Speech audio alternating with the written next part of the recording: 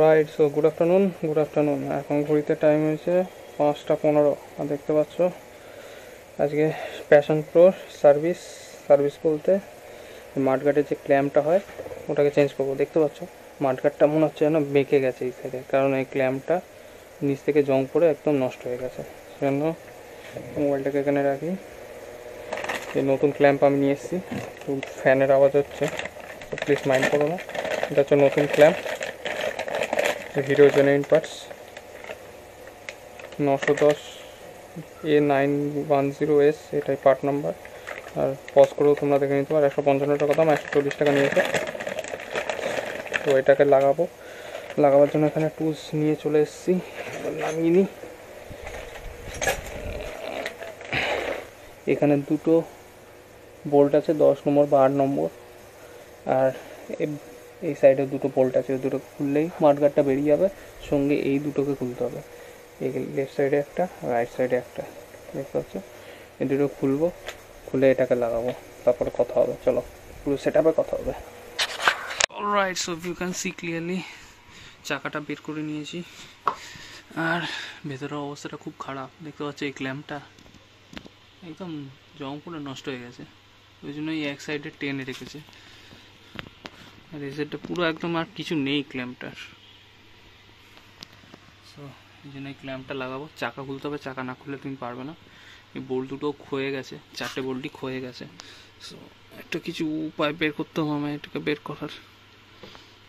তো দেখছি কীভাবে করা যায়, তারপরে কথা হচ্ছে। খুব রিস্কি কাজ এটা। সো ফাইনালি বোল্টগুলোকে খুলতে পেরেছি। মানে জং পড়ে একাকার কাণ্ড হয়েছিল, মানে কীভাবে খুলেছি জাস্ট ডোন্ট আস্ক মি। 1 ঘন্টা লেগে গেল এই বোল্টগুলো খুলতে।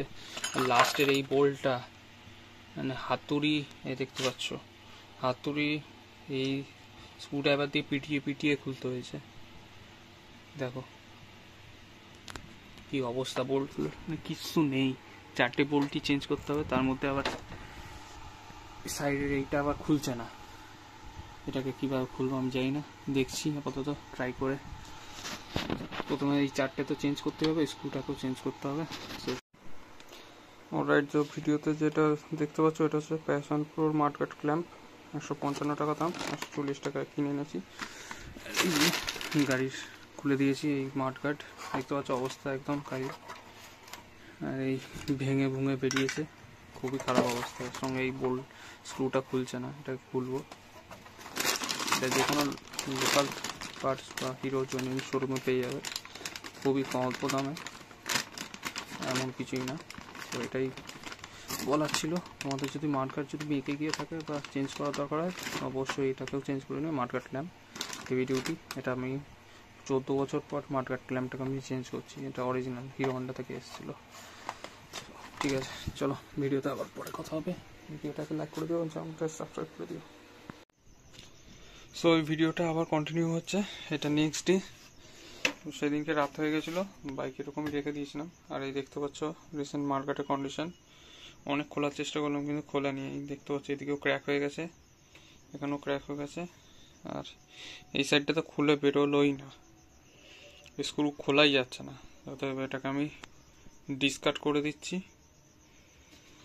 সো এটা অন্য পরে কোনো কাজে লেগে যাবে, এখানে যে থাক আপাতত।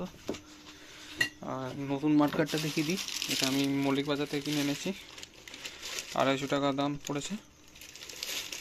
ওখানে গিয়ে একটু দরদাম করে নেবে, কারণ বেশিরভাগই সব দাম চড়িয়ে রাখে। 220 এরকম করে তুমি বলবে, ঠিক আছে। মাঠগার্ডটা লাগাবো, এটা কিনেছি। সেই সঙ্গে প্লাস্টিকের চেন কভার নিয়ে এসেছি, এটাও 250 টাকায় নিয়েছে। তো সেগুলো কোনো টাকা এমআরপি বা কিছু লেখা থাকে না, সব জেনেরিক প্রোডাক্ট, লোকাল প্রোডাক্ট। দেখতে পাচ্ছ চেন কভারটাও নষ্ট হয়ে গেছে, এটাকেও চেঞ্জ করতে হবে। অলরাইট, সো 1 ঘন্টার পর মাঠগার্ড বসে গেছে। মেন যে ইস্যুটা তোমরা ফেস করবে লাগাবার সময়, এটা হচ্ছে প্রপার অ্যালাইনমেন্ট। এই ঘাটে অনেক সময় বসবে না, কারণ কি হয়, এটা তো লোকাল কোয়ালিটি। যদি অরিজিনাল নাও তাহলে বসে যেতে পারে, সেখানেও প্রবলেম হতে পারে। কিন্তু লোকাল কোয়ালিটিতে এটাই হয় যে ঘাটে পুরো এক্স্যাক্ট ফিট হয় না।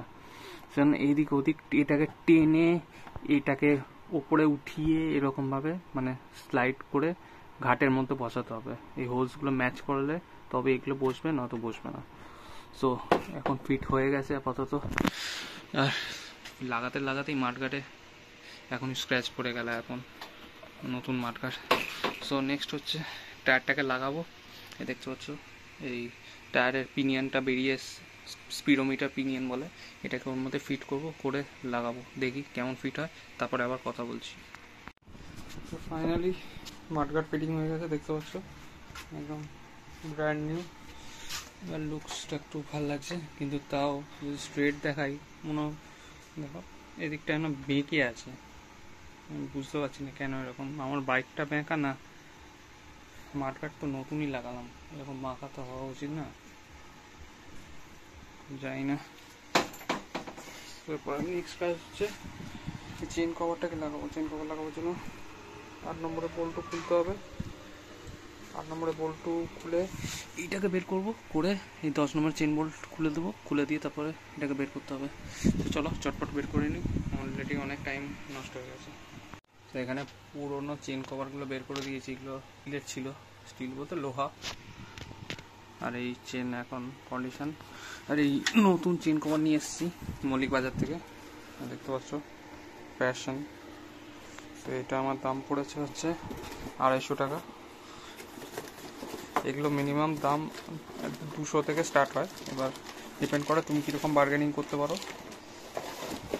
আমি তো বার্গেনিং করেছি, তবু কমালো না, কিন্তু আমার দরকার ছিল সেজন্য এইটা নিলাম।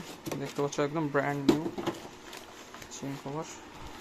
সাইজ দেখিয়ে দিই, একদম সেম টু সেম, এই দেখো, আশা করি ভিজিবল, একদম সেম টু সেম।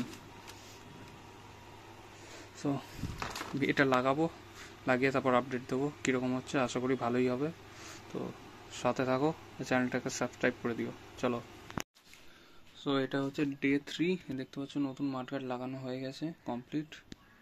অলরেডি গাড়ি ট্রায়াল দিয়ে দিয়েছি, প্লাস চেন কভারও নতুন লেগে গেছে, প্লাস্টিক চেন কভার, প্লাস্টিক ফাইবারের, এটা একদম গাড়ি ব্র্যান্ড নিউ মতো লাগছে। সো এটাই ছিল ভিডিওটা, পরের ভিডিওতে আবার দেখা হবে। আপাতত চ্যানেলটা সাবস্ক্রাইব করে দিও, ভিডিওটা শেয়ার করে দিও বন্ধুদের সঙ্গে। চলো।